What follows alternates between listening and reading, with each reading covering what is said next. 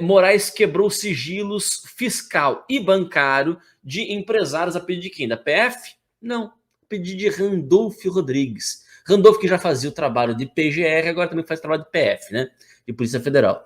PF solicitou apenas a apreensão de celular e o afastamento de confidencialidade do conteúdo de mensagens que seriam golpistas, né? Então tá aqui, ó. A Polícia Federal não pediu a quebra dos sigilos bancário e fiscal dos empresários que foram alvos de uma operação da PF na semana passada, autorizada pelo ministro Alexandre de Moraes do Supremo Tribunal Federal. Conforme documentos, a solicitação foi feita pelo senador Randolfo Rodrigues, né, do Rede, que argumentou ser necessária apuração séria e aprofundada de supostos financiamentos de atos que seriam antidemocráticos. Randolph sugeriu a tomada de depoimentos, o afastamento dos sigilos bancários de mensagens, o bloqueio de contas e as prisões preventivas. Com exceção das prisões, todas as medidas foram autorizadas por Moraes. O ministro do Supremo Tribunal Federal também determinou a suspensão dos perfis dos empresários nas seguintes redes sociais: Facebook, Instagram, Twitter, TikTok e YouTube. Na semana passada, Moraes autorizou uma operação da PF contra empresários que trocaram mensagens em um grupo do WhatsApp. Publicadas pelo site Metrópolis, o conteúdo das conversas teria suposto teor golpista. A PF apresentou apenas representou apenas pela apreensão dos celulares e pelo afastamento do sigilo das mensagens. O delegado Fábio Álvares Shore citou suspeita de financiamento de atos antidemocráticos, mas não chegou a requerer a quebra de outros sigilos dos outros sigilos de empresários. O pedido se limitou a acesso imediato e exploração do conteúdo armazenado nos celulares e em nuvem de dados. O que já é um absurdo, né? O que já é um absurdo. Pessoal, olha, hoje em dia, eu estava na academia hoje, normalmente eu costumo voltar voltar a pé, mas eu tava com pressa hoje, eu voltei de Uber. Eu vim conversando com o rapaz do Uber e eu falei para ele, né?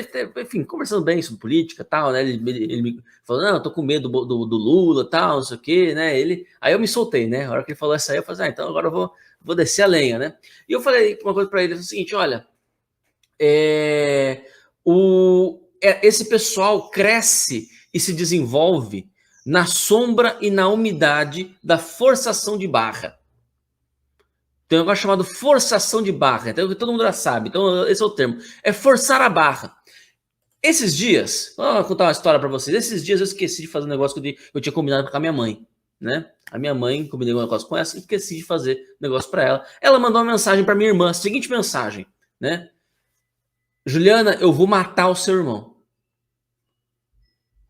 Minha mãe, né? Dizendo que ia me matar. Eu pergunto para vocês, eu posso, com base nisso, é razoável, na opinião de vocês, supor que minha mãe esteja realmente planejando o meu assassinato? Com base no comentário desse para minha irmã? Eu vou matar o seu irmão? Eu sei que ela tá muito puta da vida comigo. É muito puta, com razão. Com razão. De fato, esqueci de cumprir um compromisso com ela lá, né? Realmente deu uma dorzinha de cabeça para ela. Mas eu posso supor isso, Henrique? Não posso, né? Jamais. Por quê? Estou forçando a barra. É forçação de barra. Forçação de barra é a nova regra hermenêutica no direito brasileiro. Henrique Oliveira, comece os comentários.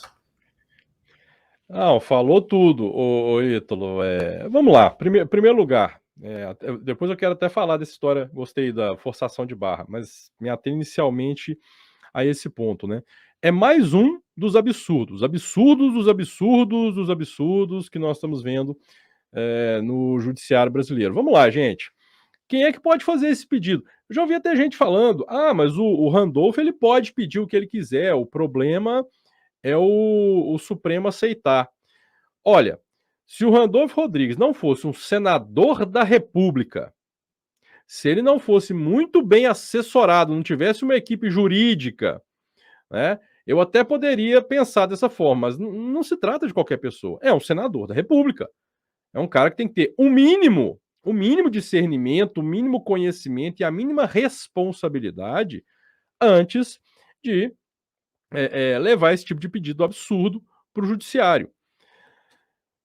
Quando eu soube, né, quando já seria absurdo, tá, gente? Como bem lembrou o Ítalo, já seria um absurdo para este caso, porque medida cautelar, onde você pede quebra de sigilo bancário, quebra de sigilo telefônico e toda essa história, são casos muito específicos, gente. Isso não é para um caso de grupo de WhatsApp onde está sendo ali existe um bate-papo e o crime mais grave praticado ali foi um cara, um empresário falar que distribuiu bandeirinha do Brasil no shopping. Olha o crime, olha que crime gravíssimo. Então, nenhuma dessas, é o primeiro ponto, nenhuma dessas medidas, nenhuma se aplica ao caso. Toda e qualquer medida é absurda nesse caso, dessas que foram pleiteadas. Então, mesmo o delegado falando, não, nós só pedimos, continua sendo absurdo. Mas se já não fosse, como se já não fosse o bastante, vem o Randolfo Rodrigues, senador da República, muito bem assessorado juridicamente, tanto tá todo dia lá no STF, né? Já tem com certeza uma sala VIP lá, né? Faz um pedido estapafúrdio desse. E o que acontece, o mais absurdo, sim, é o Supremo aceitar. Esse tipo de pedido cautelar, bloqueio de conta e essa história toda, tem que ser pedido ou pela autoridade policial, que no caso seria a Polícia Federal, ou pelo Ministério Público, no caso a Procuradoria-Geral da República. Esses dois têm competência, podem fazer esse tipo de pedido. Independente do fato, é sempre bom lembrar que toda essa investigação, toda ela, toda, ela nasceu de inquéritos ilegais. Ilegais. Então nós sempre temos que lembrar isso, porque às vezes nós ficamos aqui discutindo, mas o Randolfo podia fazer isso, não podia fazer aquilo. Esses processos não deveriam nem existir. É o famoso fruto da árvore envenenada. Tudo que sai daquela árvore ali está envenenado. Nós nunca podemos esquecer disso, tá? Mas se o inquérito fosse um inquérito legal, se fosse, Randolfo Rodrigues ainda assim não poderia pedir esse tipo de coisa. E nem, muito menos, claro, ser atendido. E olha, aí você vai ver a justificativa do delegado para pedir isso. Porque supostamente estão financiando atos antidemocráticos. Eu vi também um trecho lá que fala em manifestações ilícitas. Gente, em primeiro lugar, esses empresários não financiam nada. É o primeiro, premissa básica aqui, eles não financiam nada. A gente sabe muito bem como é que a dureza que é, fazer financiasse, né? Antes tirasse o escorpião do bolso, né?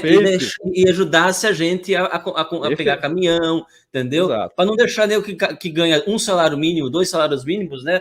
Dá R$100, que é uma porcentagem significativa do seu ganho, para conseguir pagar a porcaria do caminhão, do carro de som. Antes financiasse. Essa vergonha na cara. O Ítalo lembrou muito bem. Gente, nós sabemos a dor de cabeça que é, e o suor que é para poder botar um caminhão na rua. É junta daqui, junta dali. E é o que o Ítalo disse: é o cara que ganha um salário, que ganha 2, que vai ali, ajuda, faz o junta-junta, pronto, bota o caminhão na rua.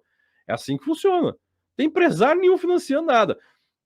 Antes financiasse. Exatamente. Mas esse é justamente o cerne de toda a questão. Estão atacando a parte financeira. Não sei se eles realmente acreditam que há algum tipo de financiamento ou se realmente só querem manter a narrativa, mas atacam a parte financeira até para desestimular, talvez, até por acreditarem que isso aconteça, mas não acontece, para desestimular qualquer tipo de ajuda, para tentar esvaziar, de fato, as manifestações. E, gente, é inegável, nós teremos mais uma vez um 7 de setembro gigantesco, creio eu, maior do que o do ano passado. E aí fica a pergunta, né?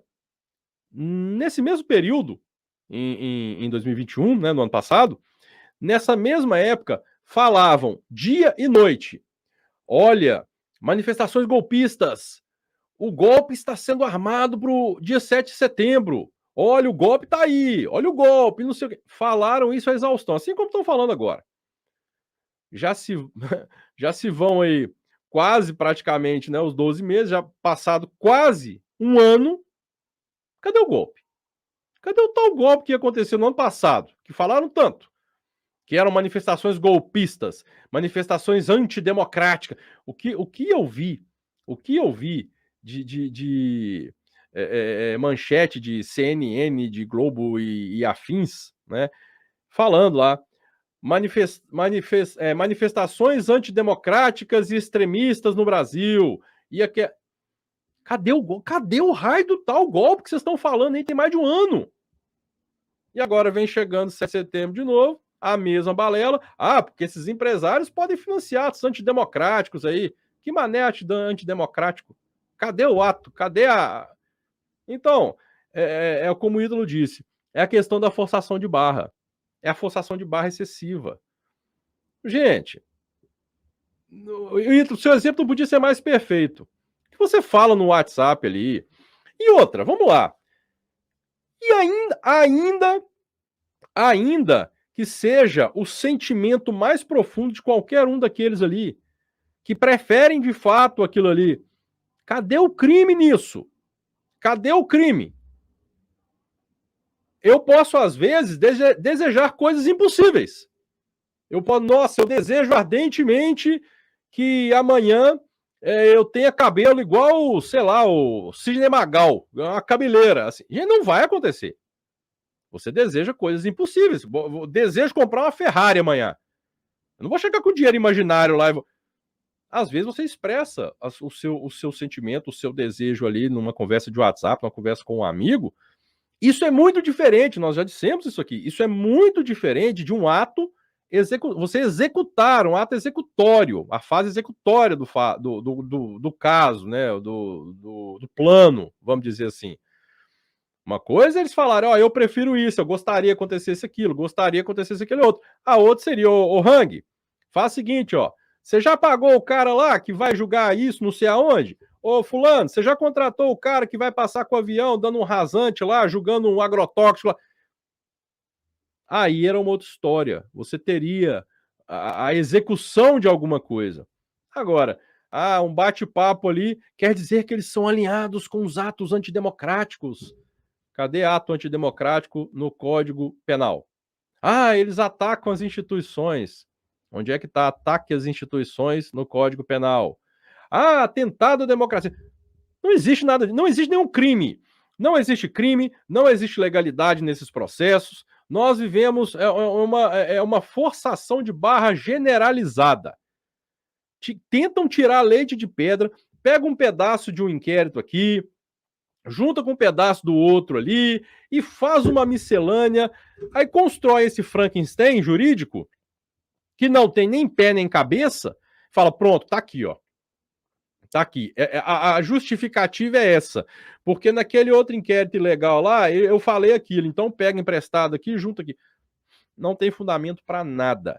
E olha, um ministro do Supremo Tribunal Federal atender a um pedido do sujeito que é coordenador da campanha do Lula. O sujeito é coordenador da campanha do Lula. Esse é o cara que fala em democracia, que tá lá. O cara está usando o poder judiciário para fins eleitorais, para atacar adversários. E o pior o Supremo, o Judiciário se deixar usar dessa forma, porque é o que está acontecendo. Porque não tem fundamento nenhum, não existe amparo legal, não existe fundamento zero para o que está sendo feito. É uma vergonha ver o Judiciário entregue.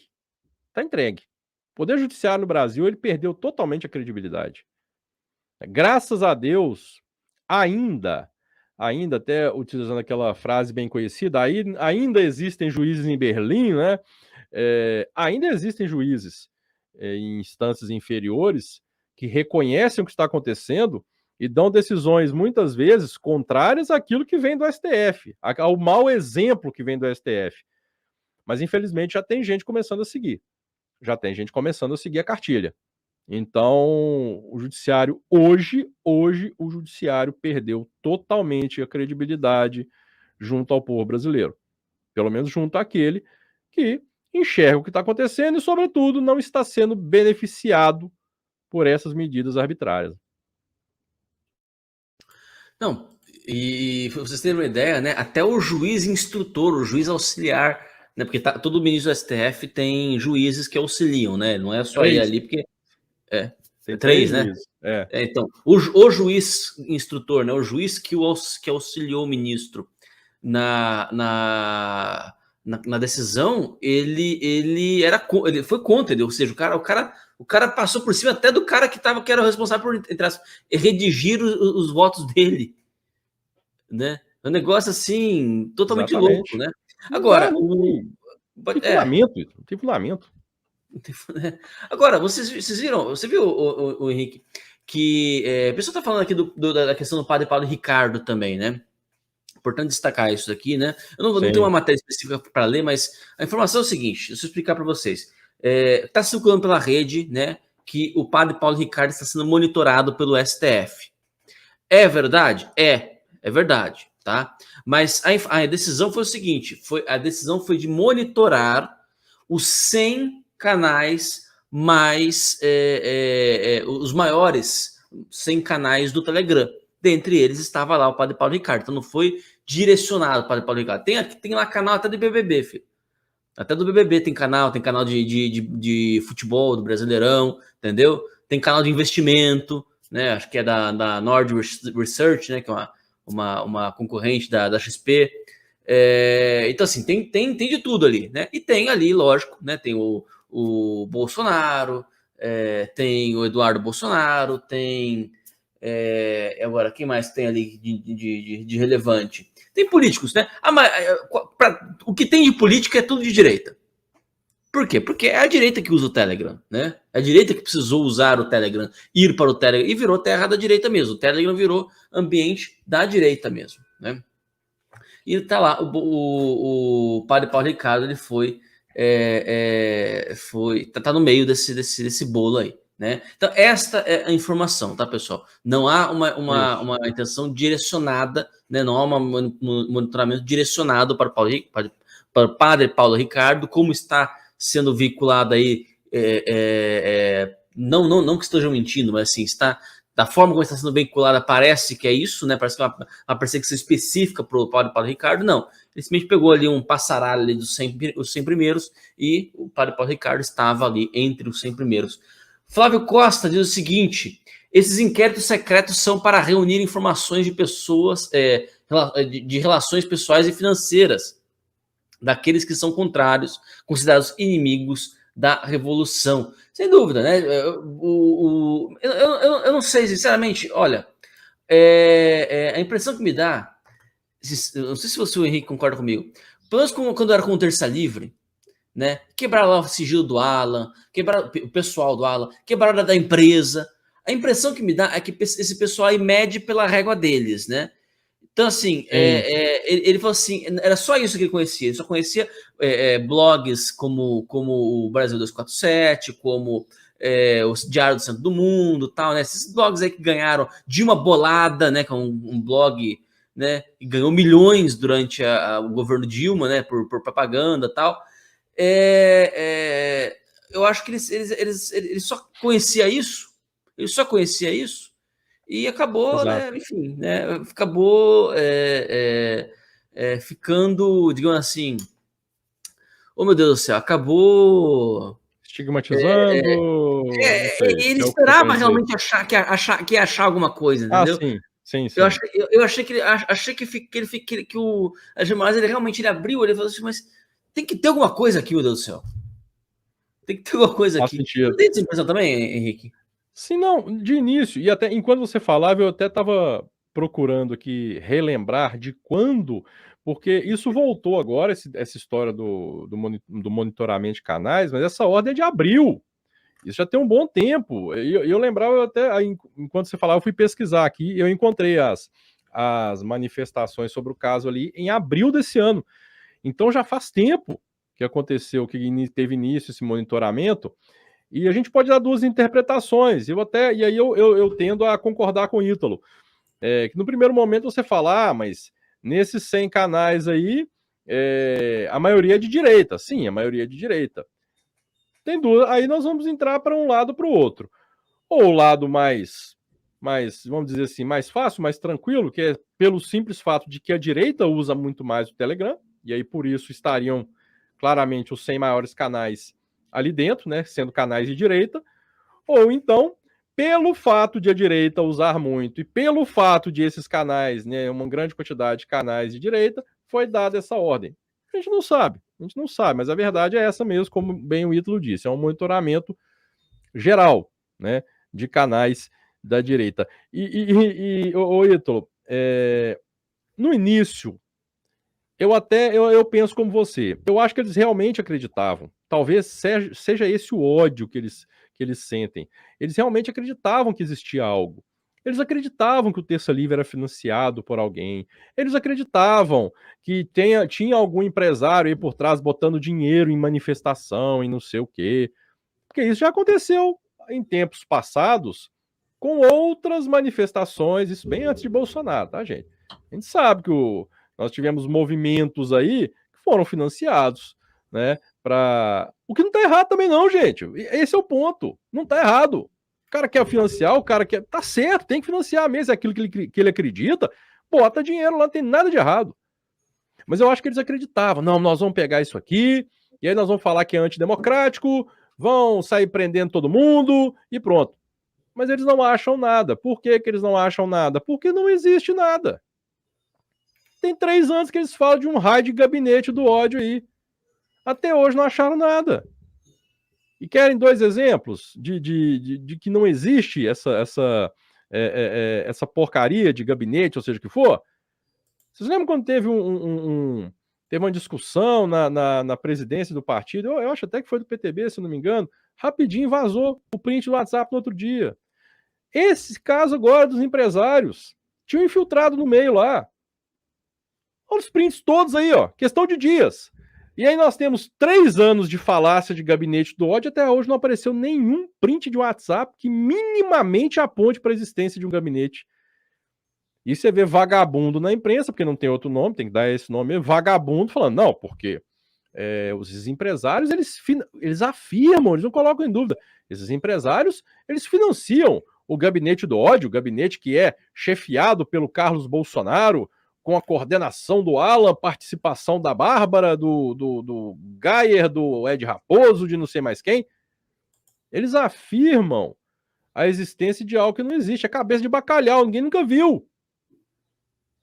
Eu até acho que no começo, sim, eles acreditavam que encontrariam alguma coisa. Deram com os burros na água e não tiveram a capacidade aí, e aí não sei se foi por desespero de causa ou por compromisso assumido, sei lá, aí já não dá para saber, não quiseram dar o braço a torcer e vão levando isso aí até o máximo que puderem. Mas vai chegar uma hora que não dá. E, independentemente dos motivos que levaram a isso, nós já vemos agora alguns jornalistas e órgãos de imprensa se manifestando a respeito dos arroubos de autoridade, né? Quer dizer que eles ficaram bonzinhos agora, nossa, eles estão enxergando. Não. Algum interesse deles foi atingido. Mas é aquela história. Já começa a haver agora um tipo de movimento contrário por parte até mesmo da velha imprensa, que nós sempre dissemos, né? E nós sempre dissemos isso, ó, hoje é com a gente, amanhã chega em vocês. Talvez percebendo isso, eles estão começando a acordar para a realidade.